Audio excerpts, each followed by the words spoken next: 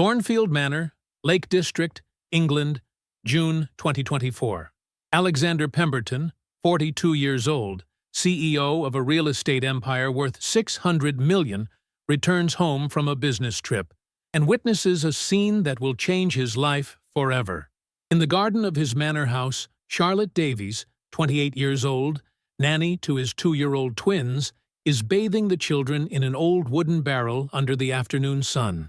The little ones are laughing and splashing water while she smiles, with a tenderness that Alexander hadn't seen since his wife died 3 years ago.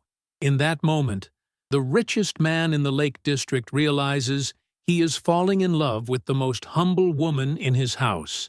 But what he will discover about Charlotte in the coming hours will reveal a secret that transforms an impossible love into the most beautiful story ever told. Thornfield Manor stood majestically on the shores of Lake Windermere, like a jewel set between the mountains and crystal-clear waters. It was an 18th-century property that Alexander Pemberton had purchased and meticulously restored, transforming it into one of England's most exclusive residences.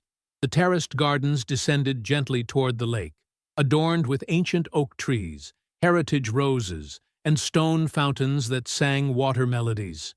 Alexander Pemberton was 42 years old and carried on his shoulders the weight of being one of Britain's most powerful men. He was the CEO and owner of Pemberton Holdings, a real estate empire that controlled luxury properties throughout Europe. His personal fortune exceeded $600 million, built brick by brick, with a determination that had impressed even his fiercest competitors. But behind his professional success lay a man deeply wounded by life. 3 years earlier, his wife Victoria had died in a tragic plane crash while returning from a charity trip to Kenya. The private aircraft had crashed during a storm, taking away not only the woman Alexander loved desperately, but also the dreams of a happy family they had built together. Victoria had left Alexander with twins James and Emma, who were then just 6 months old. From that moment, Alexander had withdrawn into himself, dedicating himself obsessively to work, to avoid thinking about the pain, and entrusting the care of the children to a series of professional nannies who rotated through the manor. The twins, now 2 years old, had become the center of Alexander's life, but also a constant reminder of what he had lost. James had his mother's blue eyes and his father's determined character, while Emma possessed Victoria's sweet smile and a sensitivity that melted the heart of anyone who met her. Over the past 3 years, Alexander had employed at least 10 different nannies. Some were too strict and turned the house into a barracks. Others were too permissive and let the children do whatever they wanted. None had managed to create that family warmth that Victoria had brought to the manor, until Charlotte Davies arrived. Charlotte was 28 years old and came from a working-class family in Yorkshire. She had studied early childhood education at a state university, working evenings as a waitress to pay for her studies. She had never owned anything expensive in her life, but she possessed something far more precious, an innate ability to love children and understand their deepest needs. She had arrived at Thornfield Manor 6 months earlier, recommended by the placement agency as a simple but very competent girl. Alexander had hired her almost absent-mindedly, focused as he was on a complex real estate deal in Dubai. But in the following weeks, he had noticed extraordinary changes in his children. James and Emma, who had previously been often fussy and restless, had become serene and happy children with Charlotte. The house filled with their laughter, their games, that spontaneous joy that only children can express when they feel truly loved. Charlotte didn't treat them like spoiled little princes, but as normal children who needed rules, affection, and lots of attention. Alexander observed all this from a distance, between one meeting and another, between a business trip and a video conference. He saw Charlotte playing with the twins in the garden, reading them bedtime stories, singing lullabies with a sweet voice that made him stop to listen behind the door. But he always kept his distance, convinced that mixing professional and private life was a mistake he couldn't afford. That June afternoon, Alexander was returning from 3 days of negotiations in London for the acquisition of a residential complex in Canary Wharf. He was tired, stressed, and just wanted to see his children and relax in the tranquility of the manor. His driver had dropped him at the main gate, and Alexander was walking toward the house when he heard joyful laughter coming from the garden. He approached curiously, and what he saw stopped him in his tracks. In the large lawn that descended toward the lake, Charlotte had set up an old wooden barrel that she had found somewhere. She had filled it with warm water and put the twins in it to bathe them outdoors under the golden afternoon sun. James and Emma were sitting in the barrel, naked and delighted, splashing water everywhere and laughing heartily. Charlotte, wearing a green apron over a white blouse with her blonde hair tied in a ponytail, was kneeling next to the barrel washing them with infinite gentleness, smiling and talking to them in that special language that mothers have with their children. The scene was of such simple and natural beauty that Alexander felt his heart tighten in his chest. He had never seen his children so spontaneously happy, so free, so normal. Charlotte wasn't treating them like the master's children, but as children who deserved to play in water and get dirty and laugh without worries. But what struck Alexander even more was Charlotte's expression. Her face radiated pure joy, such genuine love for those children who weren't even hers. As she poured water over Emma's hair, she sang a little song that made the girl laugh. When James tried to escape from the barrel, she took him in her arms and covered him with playful kisses until he burst into laughter. Alexander remained hidden behind a rose bush, observing that scene for at least 20 minutes. For the first time in 3 years, he saw what he had always dreamed of, his children living a happy and carefree childhood. And for the first time since Victoria had died, he felt something different from pain when watching a woman take care of his children. Charlotte wasn't just doing her job. She was loving James and Emma with all her heart, and they reciprocated that love with the total trust that only children can give. When she finally pulled them out of the barrel, she wrapped them in large, soft towels and held them both close, whispering sweet words in their ears. It was in that moment that Alexander realized he was in love with Charlotte Davies. Not with the idea of her, not with her usefulness as a nanny, but with her as a woman. With that woman who had brought love back into his house and into his children's hearts. In the days following that revelation, Alexander began to observe Charlotte with completely different eyes. He noticed details he hadn't seen before. How she smiled when she thought no one was watching. How she sang softly while ironing the children's clothes. How her face lit up when James and Emma ran to her in the morning. Alexander began finding excuses to stay home more. He postponed meetings, delegated trips to his colleagues, invented problems to solve in his home office, all so he could be near Charlotte and the children, to savor that family atmosphere he had missed so much. Charlotte, for her part, had noticed the change in her employer's behavior. Alexander had become more present, more attentive to the children, but also kinder to her. He asked how the children had been during the day, showed interest in their small achievements, smiled when he heard them laugh. One evening, while Charlotte was putting the twins to bed, Alexander stopped in the doorway of the nursery to listen to the lullaby she was singing. It was a traditional Yorkshire song that her grandmother had taught her as a child, sweet and melodious. When she finished singing and noticed that Alexander was there, she blushed slightly. Alexander was struck by the beauty of that voice and the poetry of the ancient words. He was used to business talk, figures, contracts, but Charlotte's simple song had a beauty that no corporate presentation had ever possessed. From that evening, Alexander began seeking more and more opportunities to talk with Charlotte. He asked her advice about the children, showed interest in her life, gradually discovering the story of this girl who had left her family in Yorkshire to work, and who sent most of her salary home to help her parents. Charlotte had lost her mother when she was 18, and since then had been taking care of her father, a retired factory worker with health problems. She had given up boyfriends and a normal social life to dedicate herself to work and family. But she never complained. On the contrary, she always spoke with gratitude about the opportunity to work in such a beautiful house and care for such special children.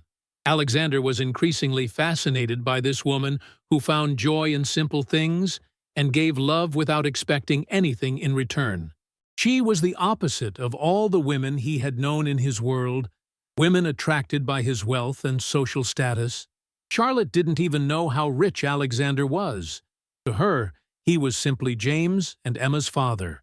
But Alexander knew his love was impossible.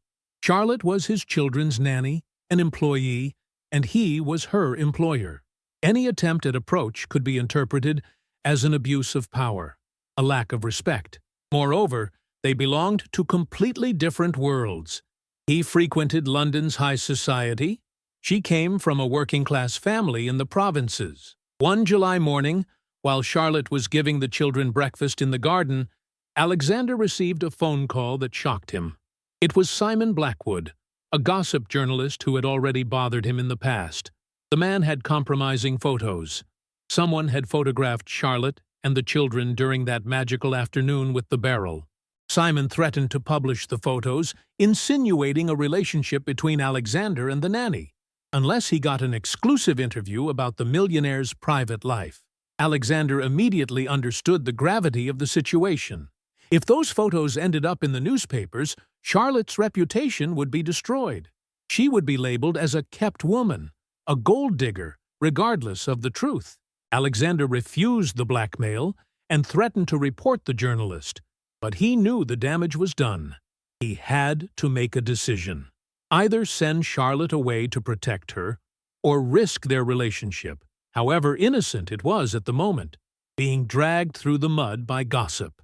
That evening, after putting the children to bed, Enjoying the story? Give it a little like, and don't forget to subscribe. Now then, let's carry on. Alexander called Charlotte to his study. She entered with her usual shy smile, but Alexander had such a serious expression that she immediately worried. Alexander explained that he had received reports that someone might have misinterpreted her presence at the manor. He thought it would be better if they started looking for a new position for her. Charlotte's face paled when she understood she was being dismissed without having done anything wrong. Charlotte accepted the decision with the dignity that distinguished her, but Alexander saw the sadness in her eyes. She only asked to stay until the end of the month to allow the children to gradually adjust to the change. Alexander agreed, knowing he had just made the worst decision of his life. The days that followed were the most difficult at the manor since Victoria had died. Charlotte continued to care for the twins with the same dedication as always, but Alexander noticed something had changed. Her smile was more forced, her songs less joyful, her movements more mechanical. James and Emma, with the sensitivity that children have, sensed that something was wrong. They had become more fussy, more attached to Charlotte, as if they intuited that something bad was about to happen. One evening, while Alexander was working in his study, he heard noises coming from the kitchen. It was past 10, and Charlotte should have already put the children to bed. Curious, he went downstairs and found her sitting at the table with letters scattered in front of her, her eyes red from crying. The letters were bills and medical documents. Charlotte's father had suffered another heart attack and needed an urgent operation costing £50,000. The NHS had waiting lists of months, and Charlotte couldn't afford private health care. Alexander immediately offered to help her, but Charlotte firmly refused. She couldn't accept money from her employer. It wouldn't be right. She preferred to ask for a bank loan or sell the family home rather than compromise her dignity. Alexander looked at her and saw a strength and nobility of spirit that left him speechless. Charlotte preferred to financially ruin her family rather than accept help from him, to avoid giving rise to gossip. That night Alexander couldn't sleep. The idea that Charlotte might lose her father for lack of money while he had an immense fortune tormented him. But he also knew that if he insisted on helping her, he would only confirm the suspicions of those watching them. The next day, Alexander had an idea. He called his lawyer and asked him to create a charitable foundation in Victoria's name, dedicated to helping families in difficulty with medical expenses. The foundation would select Charlotte's father's case as its first beneficiary, allowing her to maintain her dignity. But before implementing the plan, something happened that changed everything.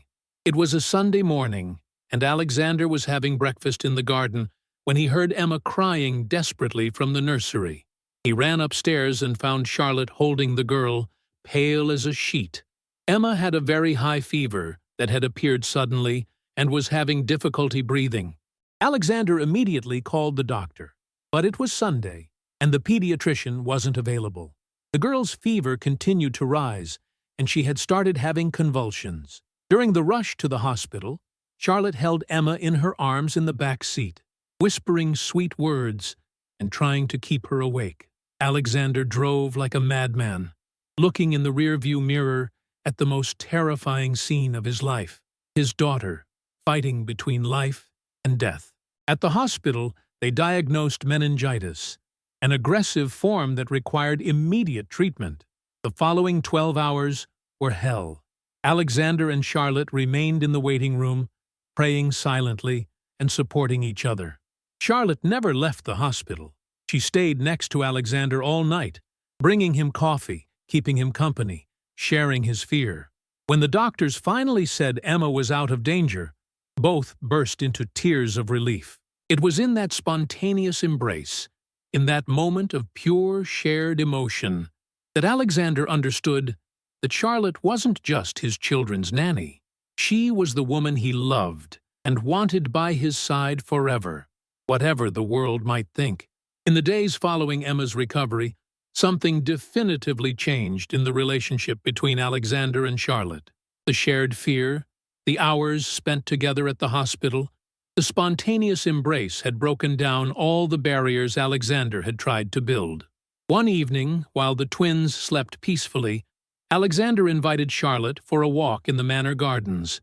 It was an August night, with a full moon reflecting on the lake waters and fireflies dancing among the flowers. During that walk along the oak-lined avenue, Alexander finally found the courage to confess his feelings. He told her he had fallen in love with her, that he knew how different their worlds were, but that he could no longer deny it.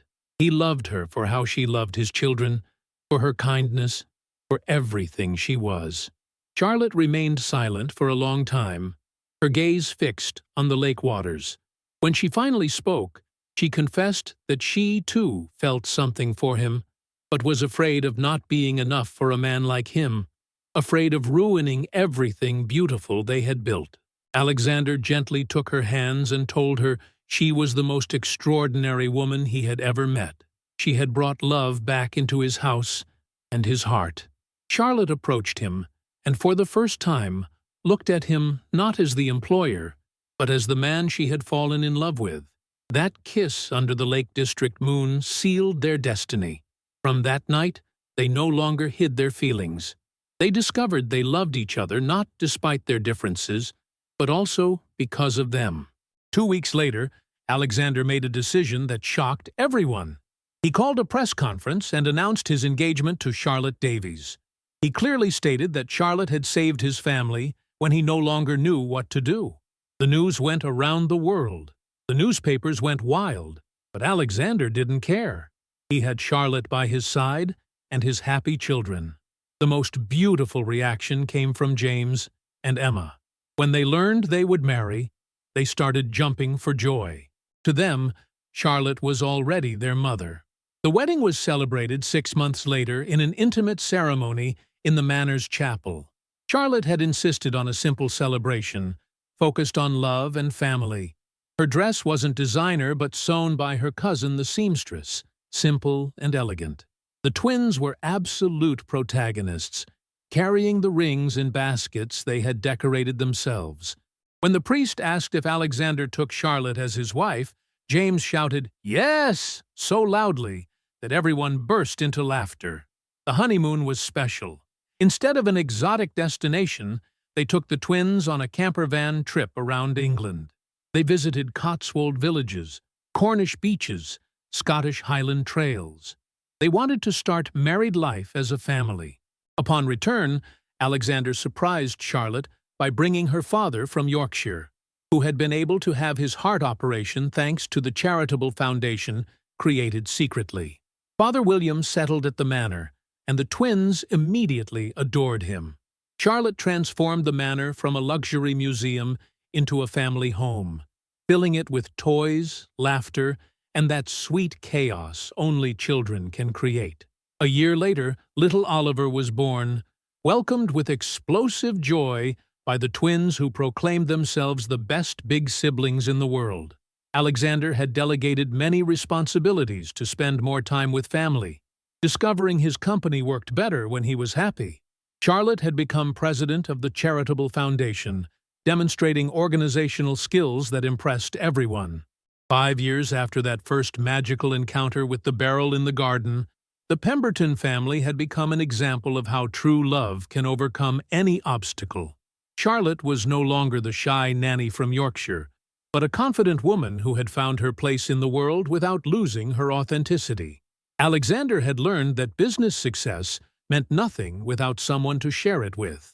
He had delegated many responsibilities to his team to dedicate more time to family, discovering that his company functioned better when he was happy and relaxed. James and Emma, now 7 years old, were balanced and affectionate children who simply called Charlotte Mummy and didn't even remember the time before her arrival. They had welcomed little Oliver, now 4 years old, with all the love they could give. The manor by the lake had become a refuge for many families in difficulty. Charlotte had convinced Alexander to transform part of the property into a family home for orphaned children, and every summer they organized free summer camps for children from disadvantaged families. The former nanny had become president of the charitable foundation Alexander had created, demonstrating organizational skills and social sensitivity that had impressed even the most skeptical colleagues. Charlotte had found a way to use her husband's wealth to do good, never forgetting where she came from. One September day, while they were preparing Oliver's birthday party in the garden, Charlotte reminded Alexander of the moment when he first saw her bathing the twins in the barrel. Alexander smiled, saying it was the moment he realized he had fallen in love. Charlotte confessed that she too knew something was happening, but was too afraid to admit it. Now, she was no longer afraid, only grateful for that life she would never have dared to dream of. That evening, after putting the children to bed, Alexander and Charlotte sat on the terrace overlooking the lake. It was the same place where they had first kissed, where they had decided to build their future together. Alexander thought that Victoria had sent Charlotte to them, needing to know that their children would be loved even without her. Charlotte wondered what her father William thought of that transformation, and Alexander replied that he would have fallen in love with her as he had, seeing in her a woman who had transformed a house into a home. While they talked, Oliver came running in pajamas, followed by the twins who couldn't sleep. Charlotte opened her arms and all five snuggled together on the large terrace chair, watching the stars reflected in the lake. It was the perfect image of a family that had found happiness not in wealth, but in love. Alexander and Charlotte's story proved that true love knows no class differences. What had begun as the story of a widowed millionaire and his nanny had transformed into the fairy tale of a family that had chosen love above all. And whenever someone visited Thornfield Manor and heard the children's laughter echoing in the garden, they understood that inside lived the purest happiness, that of those who had chosen heart over conventions, love over prejudice, family over everything else. Charlotte still kept the old wooden barrel in a corner of the garden, transformed into a planter. It was the symbol of where it all began, of the magical moment that had changed their lives forever.